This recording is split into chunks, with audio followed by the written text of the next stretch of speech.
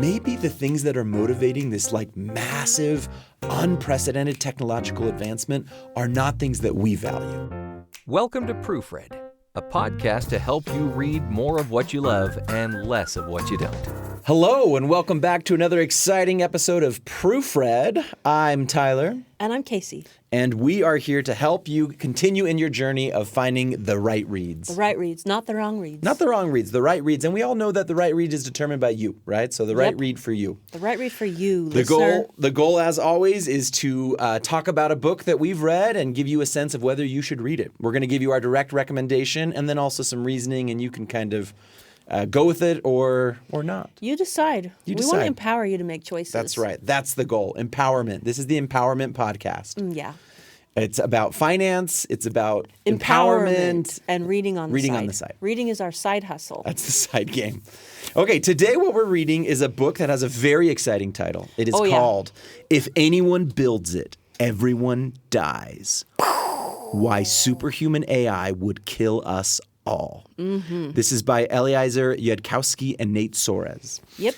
And Eliezer Yudkowsky and Nate Soares are two guys that kind of have a long history in AI, right? Mm-hmm. Not just kind of jumped on the bandwagon in 2021. So Yudkowsky he's a co-founder of a nonprofit that's called Machine Intelligence Research Institute, or MIRI. Mm-hmm. And then Nate Soares is the current president of that. They've been in it a long time. Yeah. And they're thinking about AI alignment and stuff like that. So the goal of this book is to give people a sense of what they might expect should we be able to build what they call super AI. Superhuman AI. Mm-hmm. So it starts off with them alluding to this statement from 2023. They said hundreds of artificial intelligence got together.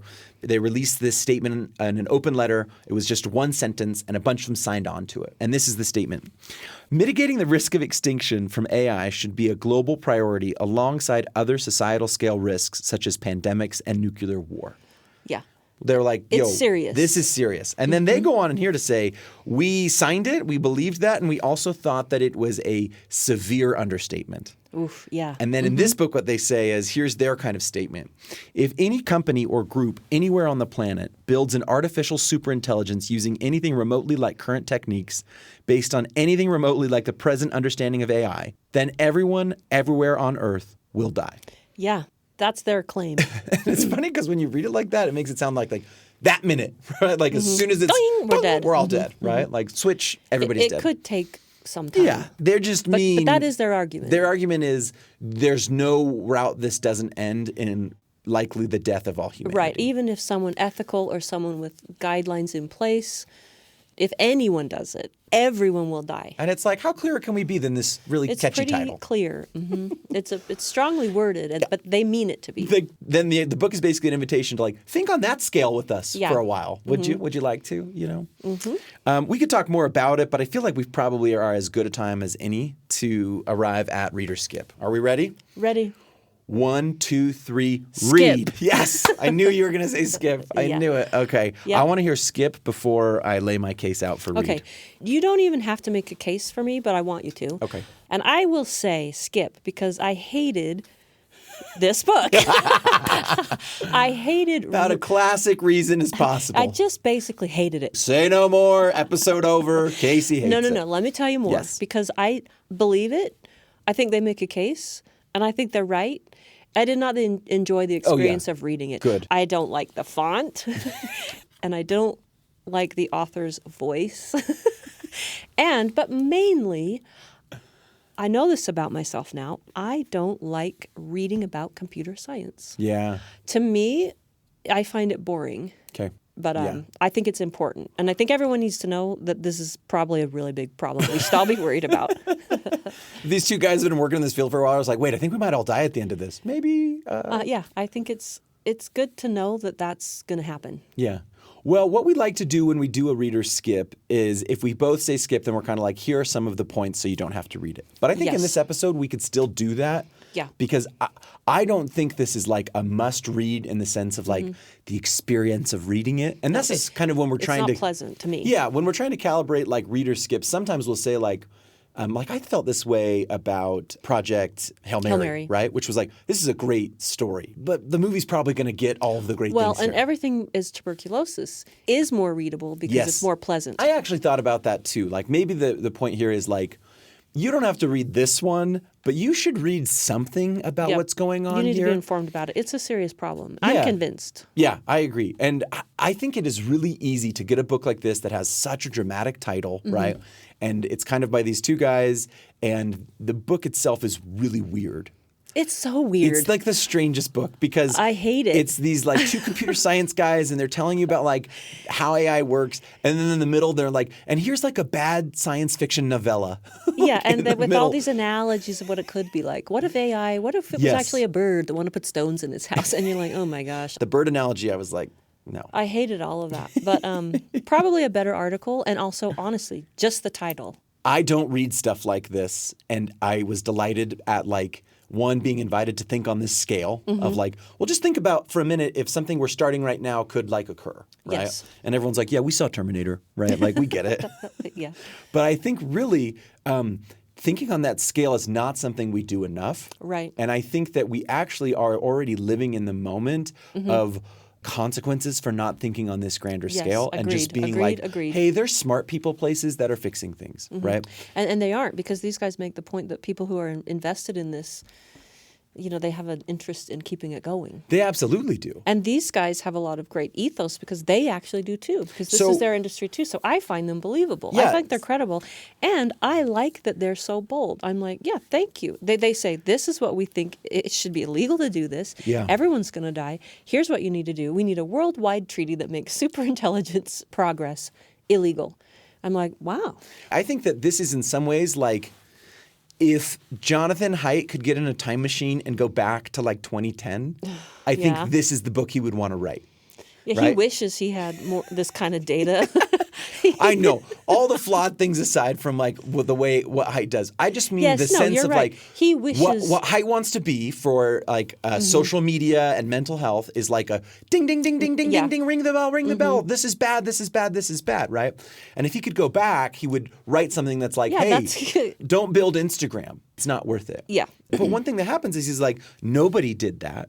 And then you get people like Haidt at the end who are trying to like scrape together data, right? But like they're trying to say this is bad. And then he is, after the fact, now trying to rally communities together to be like, let's fight against the phones, right? Like, let's do this. Would have been easier to do if we would have just said like, maybe let's not give 10-year-olds phones to begin with. And that's kind of an assumed we're all on board with that. Right. And I think that is kind of what's happening here. Just to use that analogy is That's good to compare it to. because these guys are in the know and they're sitting there pulling the like Mugatu, I feel like I'm taking crazy pills, right? Like it just feels like they're shouting, right? Yeah. And they're shouting into nothing because then you have all of these other guys that have a lot more attention and they're like, look at this gizmo. Look what this thing can do, which is exactly happened with the phones. Exactly. Right? Like we didn't care about what the effect it might have because it caused this real convenience or allowed us to do this really cool thing. It made our lives more efficient. We're more connected. Nobody's calling out maybe the things that are motivating this like massive, unprecedented technological advancement are not things that we value. Right. And are not the kind of things that we want or the kind of world we want to live in. Yeah. Or certainly the kind of things that make the best things about humanity. Right. You're just not thinking about it because it's easy. And then people are making money off of it. And anyone notices there's maybe a problem with it, doesn't want to say anything because Yeah. they don't want repercussions. This is exactly what they're saying. This book playing a role in anybody just ringing a bell to say like, let's stop and think about AI, I think is valuable. I had a student once was writing a paper. I'm like, write anything you want, and she's like, I want to write about cryptocurrency. I was like, oh, cool. Are you interested in that? And she goes, I'm not at all interested in that. But when I sit at the kitchen table with my brothers and dad, that's all they've been talking about. And I want a place at the table. I want to feel like I know what's going on to converse with something that they're really invigorated about. So she used her term paper to just get a sense of what's going on. I love that. I think that's great. The book is just strange. It The is way they really do weird. it changes fonts in the middle, and they keep like imagining, and they just can't figure out. So they use parables, and they use like imaginary future scenarios. Parables, they project to the past, and they also project to the future, and it is very weird. And it's like they're sitting there, and it's these two computer science guys, and they're like, "How do we explain this to people?" And then this is the weird Frankenstein thing they put together. Yeah. I liked them comparing it to nuclear weapons. Yeah.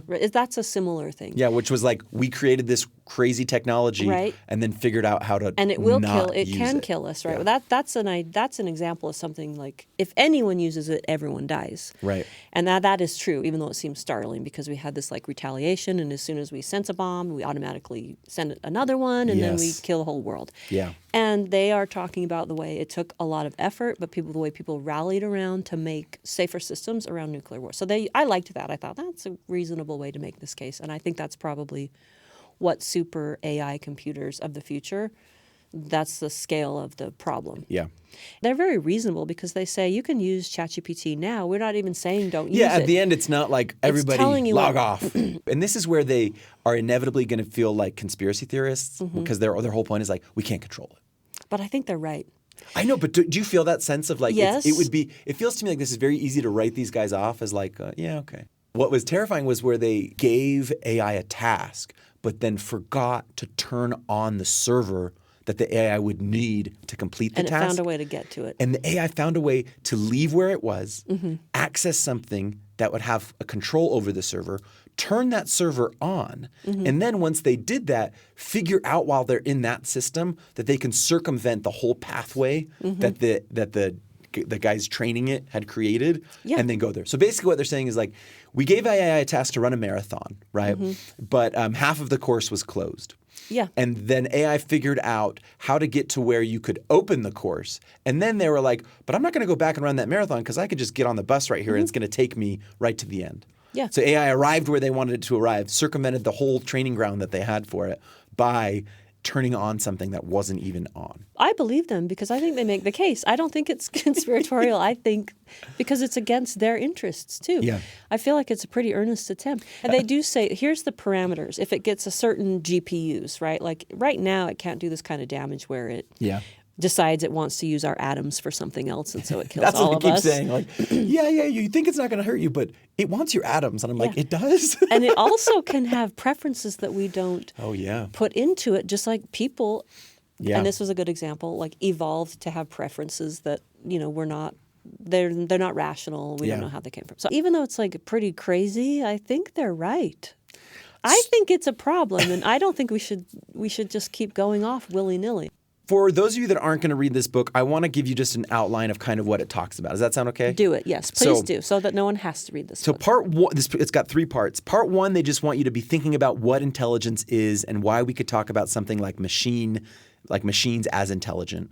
Part 2, they imagine how AI will kill us, and they kind of create a fictional story about how it might go. And their idea is like, it might not happen like this, but based on what we know, it could happen like this. And so whatever... Or in a lot of other ways. Exactly. Whatever, all the variations it could go, they will have some type of chain reaction effect that's kind of like this. And they're plausible.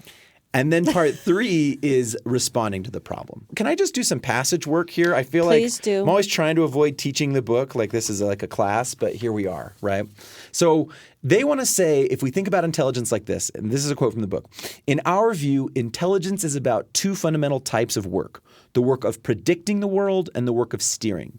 Prediction is guessing what you will see or hear or touch before you sense it. Steering is about finding actions that lead to some chosen outcome. So they want to say, we're talking about intelligence like this. And I'm like, me. Humans are so much more than that. You didn't even mention art or love. You're right. I want to think that. But this is what they're saying. This is what makes humans better creatures than everyone else. And they do have this real, what do you call it, like animalistic approach to humanity. Like the reason we're better than other species on the planet is because we have a high prediction capacity and a high steering capacity. And we did stop nuclear a nuclear We got one Armageddon. feather in our cap so far. We did do that. We created the means to destroy the world, and we didn't use it. Yes. Good job, humans. Then they talk about what we're talking about when we talk about superhuman intelligence. Right. So there's AIs that can do like artificial intelligence that can do some predicting, some steering, but not well. And they're right? not powerful enough yet. So they say, but in using the term superintelligence, we mean a mind much more capable than any human at almost every sort of steering and prediction problem. Mm-hmm. Right? Like that's the point they want to say is, what if you create a force, a mind like a machine, right, that is way better at predicting than you and way better at steering towards that thing? And it could be 2 years, it could be 10 years, but the leap that we have to make to get to that they've already made that big of a leap without planning on it. Yes. In the AIs, that could do and that's the terrifying gene sequencing or whatever that thing was, the protein. Yes, and that's the terrifying thing. Oh. Is because what they say is we actually don't know how AI works.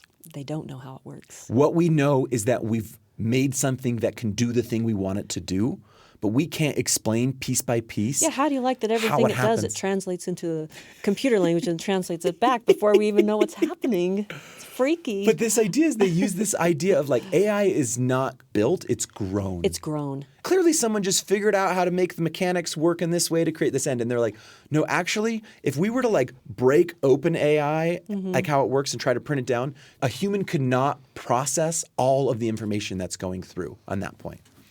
So I think that's a really important point there, right? No real content warning here other than if you get down on facing the end of humanity, I would say, right? That would be this is not the book for you. Yeah, if that's Okay, where do you put this on your shelf, Case? boring book for me, but I care about this and I'm worried. That's good. I like that. My shelf would be something on the I don't read stuff like this, and so it's kind of like a weird book, but one that I'm happy to tell people yeah, you should read that because it's a weird, daunting thing to think on that scale for a minute, especially when you don't have it doesn't seem like you have any power in that conversation. Yeah. And it does end by telling us kind of what politicians can do, what programmers can do, what people can do. Yeah. Not much. Yeah, no. But all right, Eliezer Yudkowsky and Nate Soares, you've been Proofread. We are hastening the end of the human age. I'm sorry, but that is Look at me laugh at that. maybe what's going to happen. We laugh about it now. Proofread is a production of BYU Radio and is produced by Jeff Simpson with help from Erica Price, Becca Hurley, and Lisa Valentine Clark. Find us on YouTube at Proofread Podcast for video clips and more. And please follow us on Instagram and Facebook. Thanks for spending your time with us today, and happy reading.